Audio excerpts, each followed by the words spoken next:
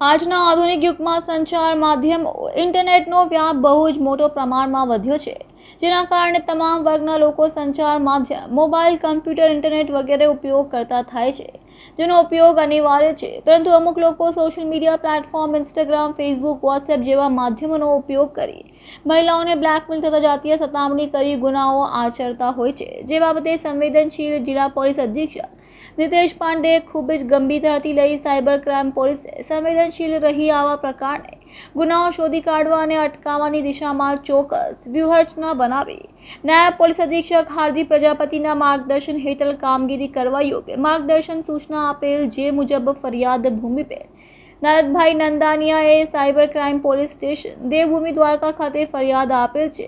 તેને કોઈ અજાણ્યા મોબાઈલ નંબર પરથી બીભત્સ વિડીયો મોકલી વિડીયો તેમના હોવાનું જણાવી ₹35,000ની ખંડની માંગણી કરી માનસિક હેરાન પરેશાન કરી સમાજમાં બદનામ કરવાની ધમકી આપી ગુનો કરેલ હોય. જે બાબતે સાયબર ક્રાઇમ પોલીસે IPC કલમ 345, 354, 469, 292, 500, 384, 385, 506 તથા ITC એક્ટ કલમ 66, 67, 68 મુજબના ગુનો દાખલ કરવામાં આવેલ અને ચોક્કસ દિશામાં વર્કઆઉટ કરી સાયબર ક્રાઇમના પોલીસ ઇન્સ્પેક્ટર PP બ્રહ્મભટ્ટની ટીમ દ્વારા તમામ પ્રકારની ટેકનિકલ માહિતીઓ એકત્ર કરી આરોપીઓનું પગેરું શોધી કાઢવામાં દિશાઓ કાર્યવાહી કરવામાં આવેલ હતી.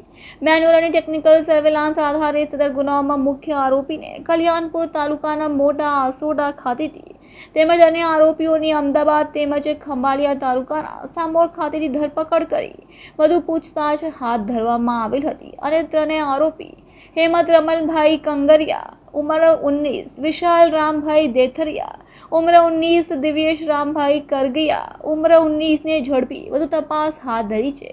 આ વિડીયો ક્યાંથી આવ્યો ત્યાં સુધીની કડી જોડવા કવાયત હાથ ધરી હતી.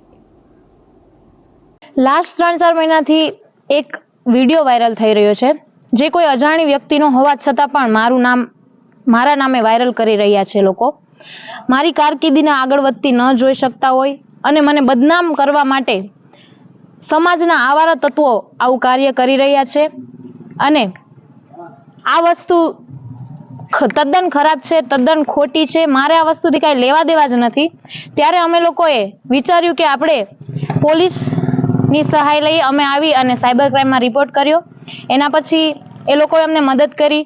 DYSP સાહેબ, SP સાહેબ, PI સાહેબ અને પૂરો સ્ટાફ જે અમને ખૂબ જ સપોર્ટ કર્યો અને આજે અમને એનું રિઝલ્ટ મળી ગયું છે. અમારા જે આરોપીઓ છે એ અમને મળી ગયા છે અને વારંવાર આ વસ્તુ ઉપર કમેન્ટ્સ, ઈમેલ્સ, કોલ કરીને અમને ખૂબ જ હેરાન કરવામાં આવ્યા છે અને હજી પણ કહું છું કે કાર્યવાહી ચાલુ જ છે.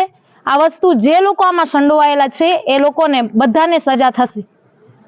અને બેન દીકરીઓને એટલો જ સંદેશો છે મારો કે તમારી યારે કાંઈ પણ જો ખોટું થતું હોય તો તમે ડર્યા વગર બહાર આવો.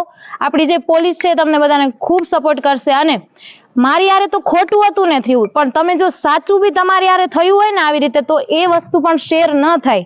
એ પણ ગુનો છે શેર કરવો એ પણ. તો બસ યુવતીઓને એટલું જ કહેવાનું છે કે તમે આવી અને આગળ આવો. કોઈ ડરવાની કોઈ જરૂર નથી. પોલીસ આપણા સપોર્ટમાં જ છે.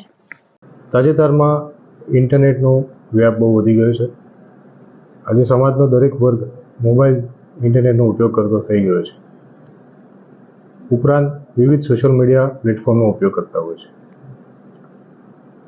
આજકાલ સાયબર ક્રાઇમના અલગ અલગ ગુનાઓની એમો નોંધાતી હોય છે, જેમાં ઘણીવાર સોશિયલ મીડિયા પ્લેટફોર્મનો ઉપયોગ કરી બીભત્સ વિડીયો શેર કરી આવા વિડીયો શેર ન કરવા બદલ નિખંડી વગેરેના ગુનાઓ પણ બનતા હોય છે. માનનીય રાજકોટ રેન્જ શ્રી અશોકકુમાર યાદવ દ્વારા તેમજ SP શ્રી નિતેશ પાંડે સાહેબ દ્વારા આવા ગુનાઓ સામે તાત્કાલિક ગુના નોંધી આરોપીઓની સત્વરે અટક કરવા માટેની વારંવાર સૂચના તેમજ માર્ગદર્શન થઈ આવેલ.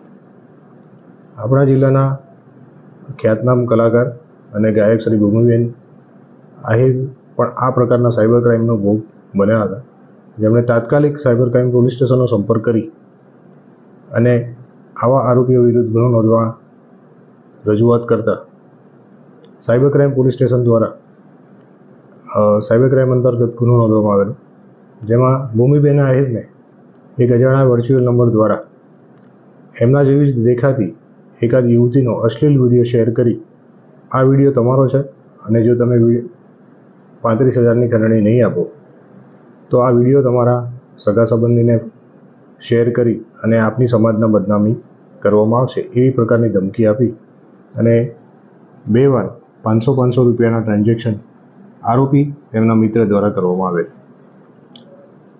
સાયબર ક્રાઇમના પીઆઈ શ્રી ભંભટ, પીઆઈ ખાંટ તેમજ સાયબર ક્રાઇમની ટીમ દ્વારા તાત્કાલિક આ ગુના નોંધી અને આરોપીની શોધખોળ ચાલુ કરવામાં આવેલી, જેમાં મુખ્યત્વે અત્યારે 3 આરોપીઓની અટક કરવામાં આવી છે, જેમાં હેમંત રણમલ કરંગિયા, વિશાલ રામભાઈ દેથરિયા અને દિવ્યેશ રામભાઈ કરંગિયાની અટકાયત કરી છે. આ આરોપીઓની એમો એવી હતી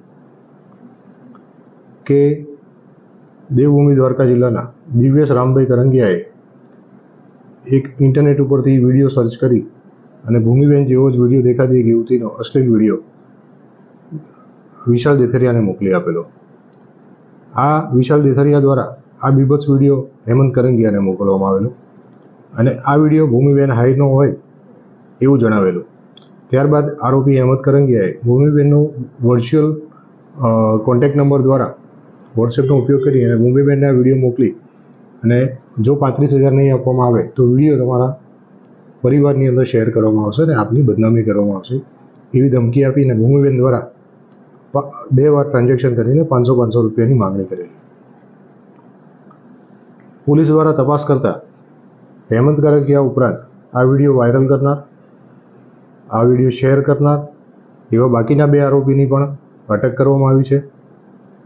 કોઈપણ પ્રકારની યુવતીનો અશ્લીલ વિડીયો બનાવવો, એને ઇન્ટરનેટ પર શેર કરવો અને એ ઇન્ટરનેટ પર શેર ન કરવા બદલ ખંડણી માગવી, આ તમામ ગુનાઓ સાયબર ક્રાઇમ હેઠળ આવતા હોય. તમામ લોકોને અમારી અપીલ છે કે આવા પ્રકારના ગુનાની અંદર સંડોવણી કરવી નહીં, આવા કોઈ પ્રકારના અશ્લીલ વિડીયો કોઈને શેર કરવા નહીં.